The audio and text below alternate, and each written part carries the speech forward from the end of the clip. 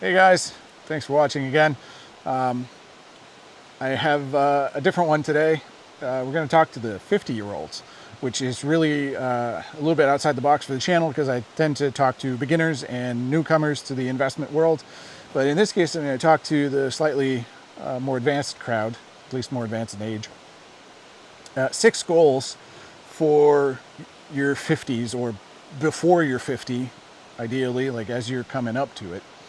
That well, some of them are going to be recurring on the channel. I apologize. Again, number one is the emergency fund, but some of them are going to be quite interesting. So yeah, have your emergency fund. It still matters. It's still important. Yes, you're about to get rid of the kids, or at least get them out of the house. You're probably coming up on other financial responsibilities that are going to come to term, like mortgages and so on, and that's fine, but you still need to be able to take on an emergency without going into debt or having to sell off retirement assets and taking a penalty. Second, manage your debt. Same rules. Your credit card load is still very important, much like it was in your 20s, 30s, and 40s. Third, your investment strategy needs to change now. So whereas you could go loosey-goosey and chase high returns with high risks into the next tech thing or the next AI boom or biopharma boom and be highly speculative, now you're looking at throttling down your earnings, so you don't want to be as speculative. You're going to want to shift the bulk of your portfolio to much more steady and robust investment patterns or investment tools. Index funds could be one of them. Bonds could be another. These things are, either well diversified in the case of index funds or just quite safe in the case of a bond. And yes, your returns will be lower, but they will be predictable and your assets won't potentially just vaporize. Second, or sorry, not second, I think we're on number 4 now. Asset protection. So both in the terms of insurance, for your house, your life, cars, all of that, but also make sure you set up trusts, powers of attorney, guardianships if you still have kids that are minors. All of that stuff needs to be thought up. Your beneficiaries and your successors, you should be revising this or making sure that that's in place for all of your holdings, including a trust if you have one. All of this should be really, really ironed out, prepared, and either possibly revised. If it was already there from 10 years before or whatever, definitely like your will, stuff like that, should all be revised. The people who will be involved, like the executor of the will or a succeeding trustee for your trust, all need to be advised if they are still the person and what you need of them.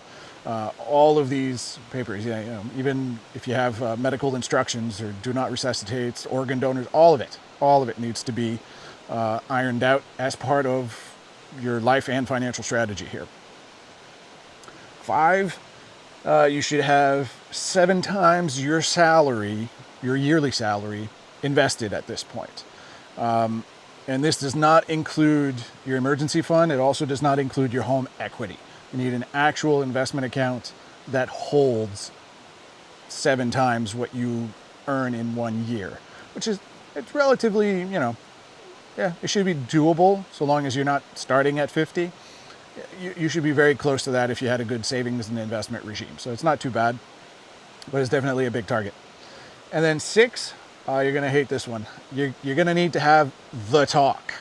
Very much like the birds and the bees, you're going to have the talk, this time both with your parents, potentially, depending if you still have them, but also with your kids. So with your parents, assuming they're aging, if you're 50, they're definitely aging, you're going to want to understand what financial responsibilities you have towards them, what their finances are and what that might mean for you, what their plan is.